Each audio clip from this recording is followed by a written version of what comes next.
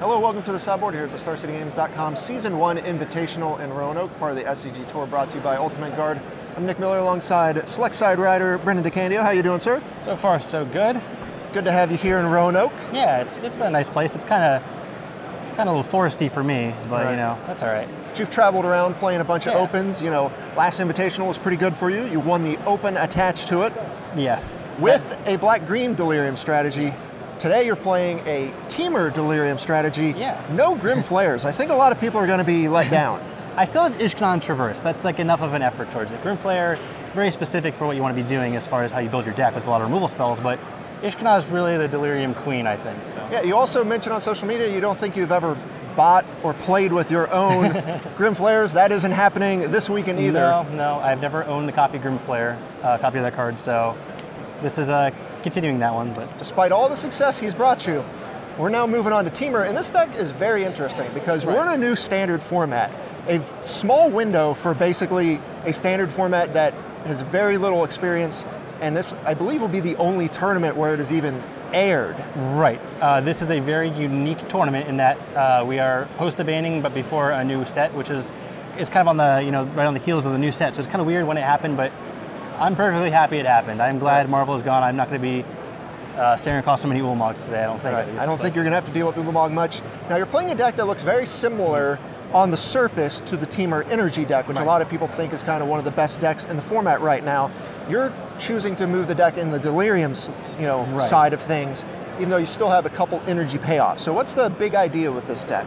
So you're masking yourself as kind of the Temur aggro deck, the one with Glairebringers, Bristling Hydras, Trackers, Rogue Refiners, Servants, all that stuff.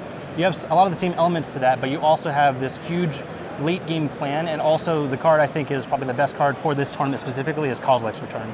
Right. People that are bringing zombies to the fold, they're going to have a problem dealing with Kozilek's Return. You got full 4 copies. What does it not kill? Like, I mean, it kills Bristling Hydra if they have a way to get around, unless they have 12 energy or something like that. It kills, it doesn't kill the gods, I guess. That's one of the things to do it. But the Temur aggro decks, most of their creatures, Servant, Rogue Refiner, or Tracker, all start as 3/2s, which it kind of wipes out, and zombies is kind of a joke at that point, too. Right. So you have that, plus you have the Emerge package, so you get to bring back Kozilek's Return. Anything you're not getting on the first try, you're most likely getting with the second try when you do a little Elder Deep Fiend or World Breaker. Yes. Those are some of the huge payoff cards. You have ways to find them with Traverse even while playing 4 of those. No Tune with Aethers. There's not really much energy payoff for the deck. The only payoff, I guess you want to say, is being able to activate your Servant of the Conduit and making Harness Lightning and just terminate. So, but no, the Elder Deep Fiends and Kozilek's Return I think is the defining peak of what we're doing in Standard. For a long time, when sets were released, we always thought that'd be like the scariest thing to happen. I remember when Eldritch Moon came out and people were like, this is insane. And every format, I'm always like, is this card good? Is this card good? And usually no, because we've had, Emrakul, we've had Felder Guardian and Marvel, and those all kind of overshadowed it. As much as I want to think that Green-Black Delirium has been overshadowed by this, Deep Fiend Kozilek's Return is kind of the counter to everything that just like no one played because it was never good enough, and it couldn't fight those decks. Yeah, so that's the big game. Right. We did see it for a small window. Very small. But at that point, Emrakul was still in the game. Right, they were much more of a bigger deck. You didn't really have, all the other things going on in the format that you have now. So now it's going to kind of come back. This looks very good. So you've got, the little creatures that we expect to see. Servant Conduit, Rogue Refiner, these are value creatures, mana accelerators, Tireless Tracker. I think everyone wants to kind of be playing that card. Right. And then Glorybringer, along with Ishkanon, and then your 2 big Eldrazi. That's your top end, these are your creatures. This is how you're winning the game. Yes. Usually the game can end pretty quickly once you emerge anything, like your Deep Fiend wrathing the board with K-Return, which you can flip over with the the vessels, the grapples, ways to fill your yard, which Delirium doesn't really have a way to, like the green-black versions. But you see some cards like, I wrote an article this week about a Dredge kind of variant, which was using Perpetual Timepiece to mill stuff. But all those cards are cute and all, they don't really are part of a cohesive game plan most of the time. And I think this kind of deck incorporates that aspect of the board wipes with the Elder Deep Fiend and Kozilek's Return with kind of the value game plan that Marvel used to be able to play too. Yeah. So you've got all the graveyard facilitators between Grapple and Vessel, then you have Traverse, which allows you to be paid off for doing that.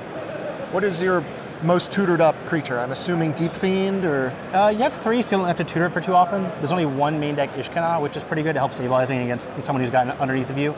I don't know. I as much as I love the deck, I originally saw it and I played against it on Magic Online, and I felt like whatever they were doing was way too powerful. It felt insane.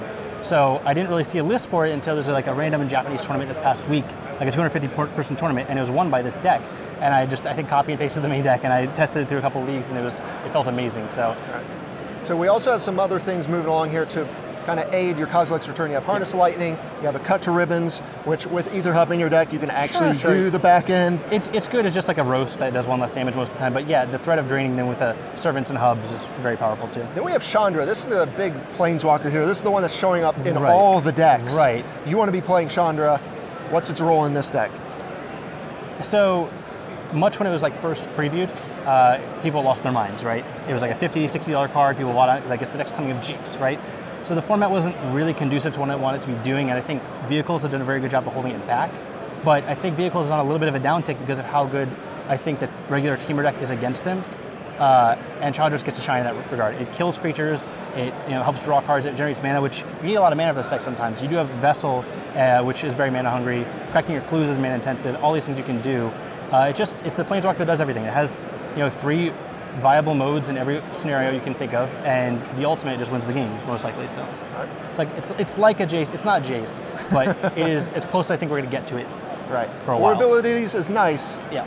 Anything that says that is reminiscent of Jace. Yeah. You also have one utility land here that you can kind of find off your grapples and whatnot. Sanctum of Ugin. Yeah. This just allows you to chain Deep Fiends, I imagine. Yeah, you can chain Deep Fiends. You can find your World Breaker. You can rebuy that with grapple. Say you have like a traverse and a grapple, you can traverse for the Deep Fiend and then grapple the Sanctum so you can get another Deep Fiend in case they don't kill the first one. Okay. Can you just like chain that out? So let's move on to the sideboard here because you got a lot of things going on in here. It's kind of all over the place. We still have that sort of energy field because we got Compensation Coup in here, but then we also have a bunch of counter spells and then some one-ofs and things. Take us through the sideboard. What are the most important cards here and what are we trying to beat? Confiscation Coup is best against any kind of green-black deck. Stealing their Verger Spearhulk is almost too much for them to come back most of the time. Usually they can kill it, but that tempo loss and the card damage loss is usually too much. You kind of complement some of your main deck cards with another Ishkanah, Tracker, Chandra, Glorybringer, just cards that are better at certain matchups than other ones. Manglehorn's a good target. A second Cut to Ribbons where you really want to kill a Long Tusk Cub. I think Long Tusk Cub is a defining aggressive 2-drop of the format. No longer are the days of Hardikirin being the most feared one. Long Tusk Cub just spirals out of control. Yeah. But there's some fun ups too. Not really fun ups, but they're just good cards like Goblin Dark Dweller is just a value creature that it attacks the Gideon very well. So if the Mardu plane goes in the bigger plane, it's a split card where it can either flash back the Traverse to just get another threat, or use Harness Lightning to Flametone combo a creature essentially. We've got another World Breaker running around in here. Just in case some control decks popped up. A couple Magma Sprays for the Zombie Menace. Yeah. So what do you think of the format right now? Obviously there hasn't been any big tournaments. What does it look like? What are you expecting once we hit the standard portion of this tournament? It's been pretty quiet. I would say there's not too many big innovations to the format. There's a bunch of playable decks, don't get me wrong. That doesn't mean there's not innovations. Nothing that's taking anyone by surprise to the extreme. I guess the mono white deck, the Catcher's Monument deck, is like very viable. Dust Dawn's an insane card in that deck. The mono red Eldrazi deck, I know Todd Stevens has been streaming with it all the time. Not my cup of tea, but it does do pretty well in certain matchups. But we're expecting those to be the fringe decks. I think anyone could tell you that you're going to run into the Temur Energy deck, the green-black aggro deck, vehicles, zombies. Like those are the big 4. Control, I think, is still not quite good enough. I know people don't like that I say that a lot, but I still don't imagine that deck being good. You still have to be prepared for it because it can beat you, but I think it's easily dealt with. So, but I think those the decks you're going to see the most of today. We could see some crazy things like maybe green-white, like a bigger Gideon Nissa green-white deck with Archangel Avacyn and stuff, Angel of Sanctions. But no, it's a pretty diverse metagame. I'm expecting those decks, but I'm also expecting to be surprised. So. All right, well, we hope to be surprised by your deck because this looks very good. We got Standard coming up here in a round, and then you get to unleash this beast onto the... It will emerge, yes. Yeah. All right, well, Brennan, thanks for joining me here in the sideboard. Stay tuned to StarCityGames.com all weekend long for the action here in Roanoke.